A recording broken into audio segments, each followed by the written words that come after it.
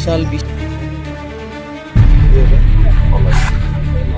আমরা বারে বারে বলে আসছিলাম যে নওশাদ সিদ্দিকী এখানে একটা বোমা শিল্প তৈরি করেছে, যার ফলে আমাদের গাড়ির কনভয়ে আক্রমণ হচ্ছে।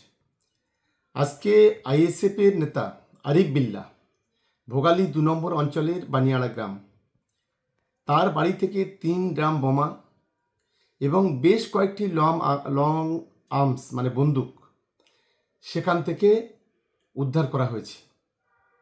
আমরা কলকাতা পুলিশকে অনুরোধ করব, ঠিক এইভাবে প্রায় ভাঙড়ের প্রত্যেকটি গ্রামে নওশাদ সিদ্দিকীর মদতে এবং নওশাদ সিদ্দিকীর দেওয়া অর্থে আমরা বিভিন্ন সূত্র মারফত যে খবর পাচ্ছি, প্রত্যেকটা অঞ্চলে লক্ষ লক্ষ টাকা সেখানে দেওয়া হয়েছে এবং সেই টাকা দিয়ে এই ধরনের বোমা বন্দুক মজুত করা হচ্ছে।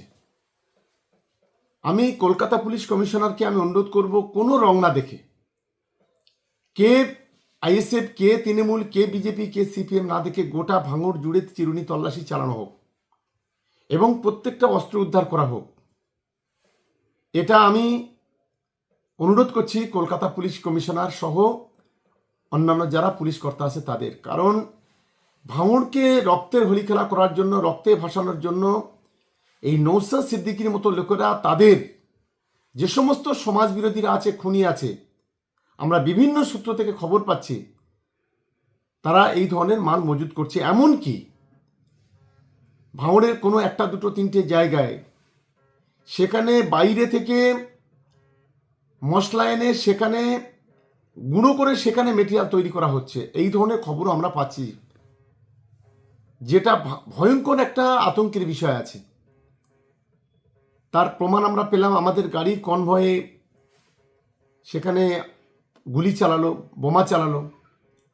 আমরা যখন তারপরে থানায় গেলাম, সেখানে যখন থানায় এফআইআর করছি, তখন বড়বাবু সহ অন্যান্য অফিসাররা উপস্থিত। তারপরে দুটো বোম চার্জ হলো কিছুটা দূরে। আমরা যখন বাইরে দাঁড়িয়ে প্রেস কনফারেন্স করছি, তখনও পর্যন্ত বোমার আওয়াজ পাচ্ছিলাম, সবাই পাচ্ছিল।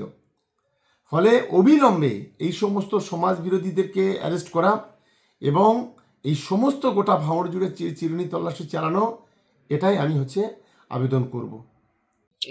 পুলিশ আসলে কি উদ্ধার করেছে? আমি জানি না। এটা কাদের বাড়ি ছিল? এটা এটা মামাতো বোনের বাড়ি।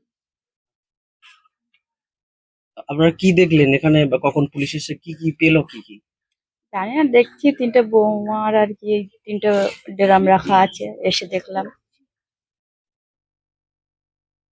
আর এত পুলিশ বা দুজনকে গ্রেপ্তার করেছে, তারা তাদের যাদেরকে গ্রেপ্তার করেছে তাদের কারা চিনেন তাদের? না, ওই একটা বোনের ছিল, ওইটাই চিনি না। কি নাম তার? স্বামী। ও কি করে? দোকানে পড়ে, দোকানে কাজ করে। কোনো পার্টি টাটি করে? না, ও কোনো পার্টি করতে যায় না, আমি জানি না। ওর ভাই একটা যায় জানি, ও যায় না। ওর ভাই কি পার্টি করে? ভাই জান। না আইসেফ? হ্যাঁ, আইসে। আপনারা প্রতিবেশী এখানে থাকেন? হ্যাঁ হ্যাঁ। কি নাম আপনার? কি নাম? আমি তো বলবো মুখ্যমন্ত্রী নিজে এই ধরনের কাজে উৎসাহ প্রদান করছেন।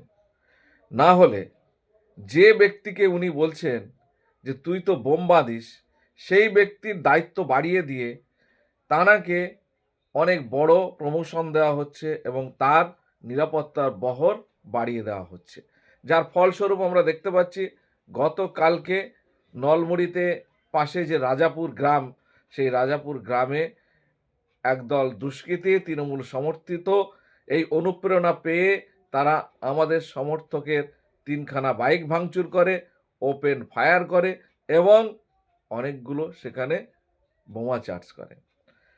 এরপরে উল্টে ঘুরিয়ে দেওয়ার জন্য আজকে যেটা ঘটনা ঘটেছে বানিয়াড়া গ্রামে, আমাদের যে ছেলেটাকে ফাঁসানোর চক্রান্ত হয়েছে, এই ছেলেটাকে গ্রামের মানুষ সবাই চেনে।